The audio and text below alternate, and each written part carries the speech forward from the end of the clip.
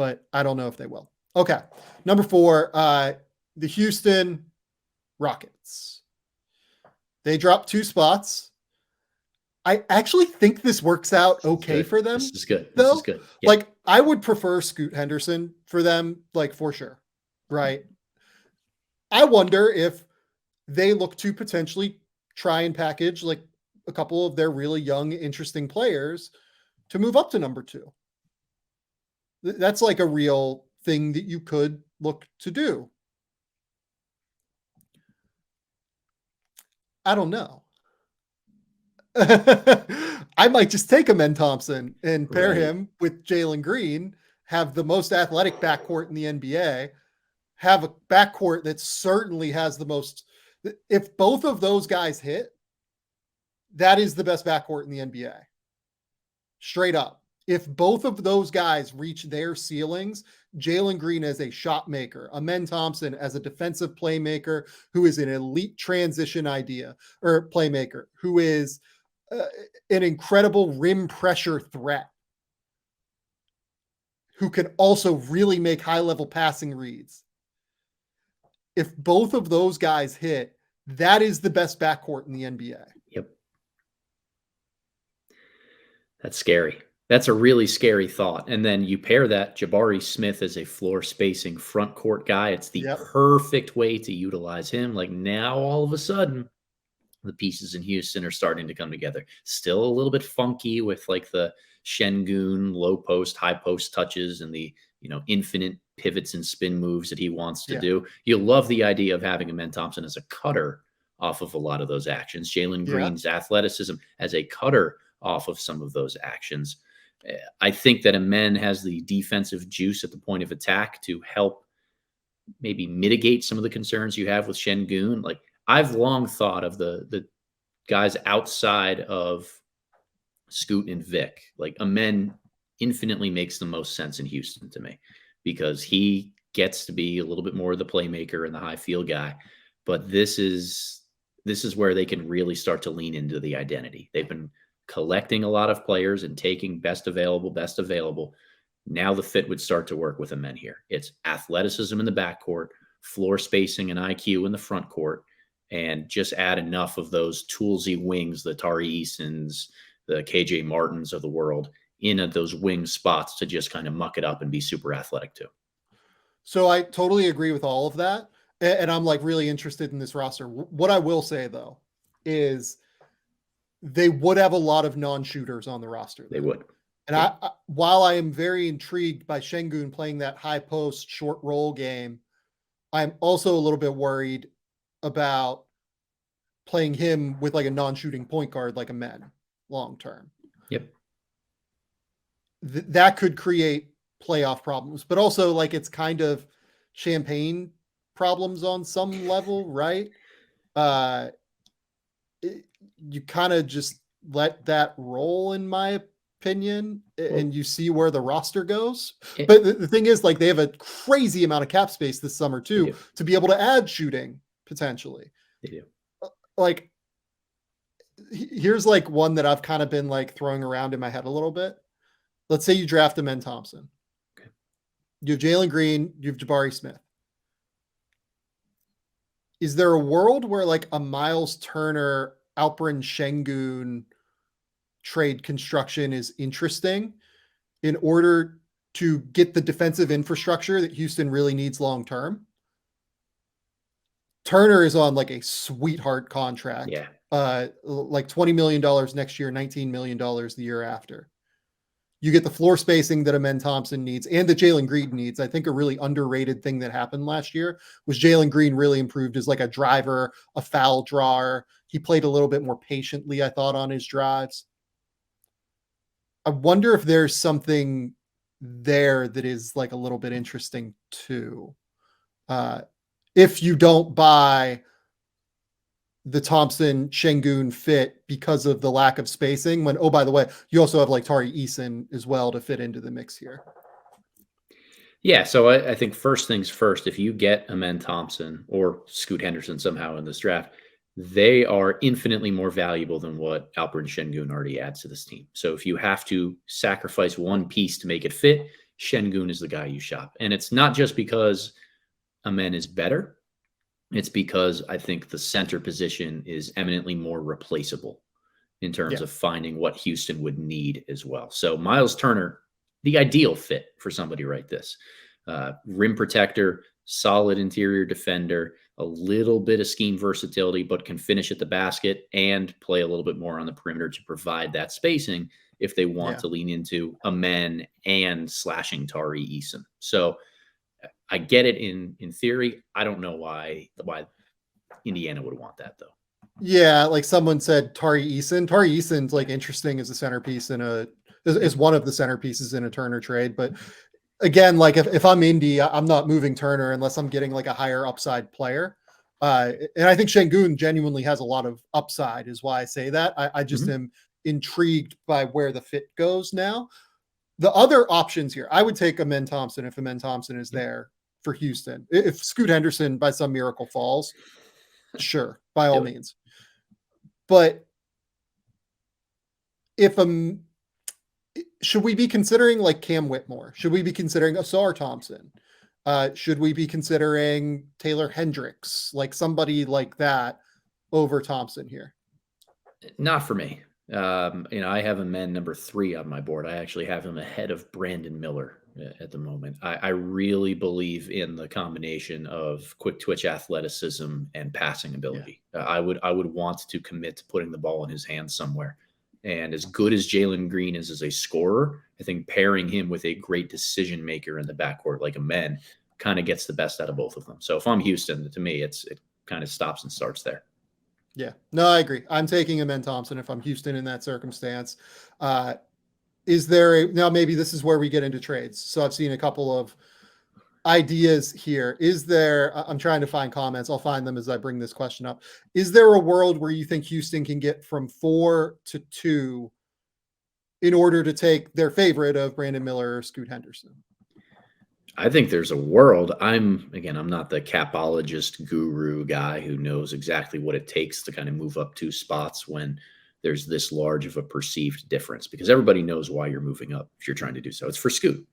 So I don't know what leverage that takes away from Houston in trying to negotiate that trade. I would assume it would be at least another future first-round pick, if not multiple, and something of kind of value on their roster already. I think that's right. I've seen a couple of kind of questions here where,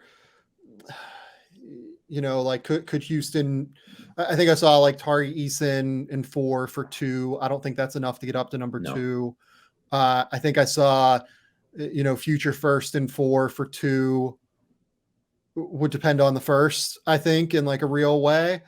And the protections on the first, like Houston is still probably going to be bad next year unless they like go all out and add, a number of players in free agency.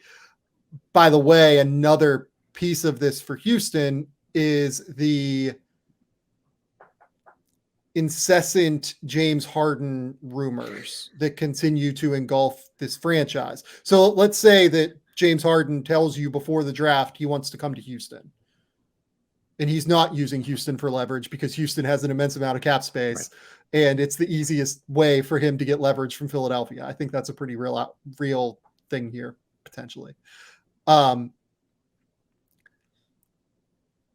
Does that change your thought process on Thompson? And does it potentially make you go, okay, maybe let's go Cam Whitmore, pair him with Jabari Smith, an excellent floor spacer who doesn't pressure the rim on the wing. Cam's an incredible rim pressure threat who can also be like a creative offensive force. Does that change your calculus at all? Because these 2 decisions will be like made with one another. Yeah, we talked about this on the last episode, Sam. Like, I still am failing to see from a timeline perspective what the Houston Rockets really get from bringing in James Harden. And as a result, it just leaves me to say you don't draft differently. You take the best player that fits with your young core long term, and you hope that Harden's presence in the interim can augment that if you decide to still sign him, that you can play Harden, Green, and Thompson together because Amen is tall enough to be able to guard some threes. Like, I don't want to let a reunion tour and getting the band back together with James Harden and H-Town get in the way of finding the perfect complement to Jalen Green long term. And maybe this is me just being a huge Amen Thompson optimist, but I think he's that right guy if he's there at 4. I really do. I do too. Aiden Dowdy asks, Şengün in Portland could be cool. Is there, like, let's say Houston has a tier break on Scoot and Brandon Miller and then Amen in the next tier, right? I don't know if they do or not. This is not me reporting that they do. I don't know if they do. But let's say that they do.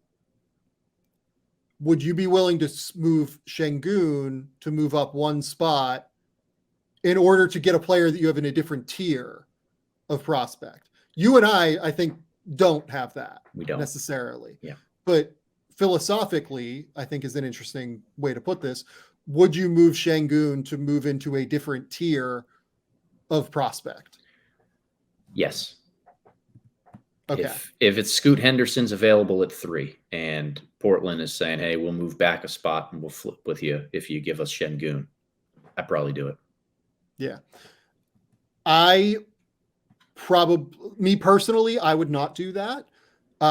If I had a tier break on Scoot and Brandon Miller and Amen Thompson, I would do that. I agree with you philosophically, but I personally do not. And thus I would not make that trade and I would just stay at 4. Spencer Morris says, I think this is kind of succinct, to be honest, in terms of where both you and I are on the Harden and Houston thing. The upside to Harden in Houston was putting a real playmaker next to Jalen Green rather than Kevin Porter Jr.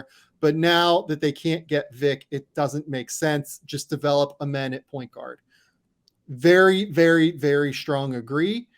I think that is what Houston should do.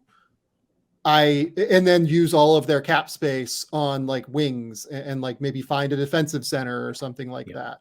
Find different trade avenues using your cap space. I think there are a few different things. Well, and it's worth noting with Houston, they also have pick number 20 in this draft. And if there's some maneuverability and changing some things around, they've got another asset a little bit later to utilize, not necessarily in trading up from 4 to 3 or from 4 to 2. I don't know if 20 gets them too much in that regard. But if they take Amen Thompson and they say, okay, maybe it's time to depart from Alperen Şengün, and what can Şengün in 20 really get us in terms of really good young assets that fit with this team?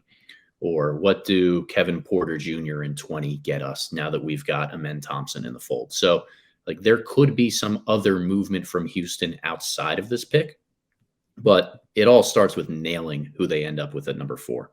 And I think that Scoot Henderson or Amen Thompson are really fascinating fits there. The way that the first 3 picks kind of fell here, unless Portland makes a trade with that pick and someone comes in and scoops up Amen Thompson at number 3, then I have a really hard time seeing Amen being off the board when Houston's on the clock. It lines up pretty well for them.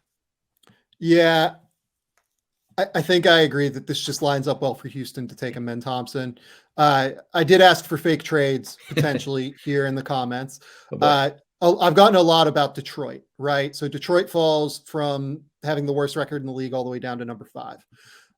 B in the YouTube comments asks, Detroit's 2025 top 4 protected first and 18 to 30. I'm thinking that's like protected. So it's basically it'd be somewhere between 5 and 17 for number 5 for number 3, essentially, or Detroit's 2029 unprotected first and 5 for number 3. I would probably consider a Portland personally. I would probably consider a Portland and Detroit move where I'm getting extra assets if I'm Portland and I'm sliding down, but it's because the more that I watch Cam Whitmore versus Brandon Miller, the closer I think that they are as prospects. And I really like Cam Whitmore. So I'm willing to take that bet personally. I have Whitmore at 5. I have Brandon at 3. I think that they're in the same tier. they're very different in terms of upside and in terms of like their prospect profile. Brandon's a little bit safer. I think Whitmore's upside just athletically is insane. I at least consider this if I'm Portland. I don't know that Portland would, unless they then want to turn around and use that extra asset to then potentially find another, veteran that they can pair with Damian Lillard. It's just Portland being at 3 is right on the precipice. If they fell any lower than that, I don't think that they can view the selection they have as a definite, like, franchise-altering future star to build around. I just don't see any way that they do that. So it's, I don't know.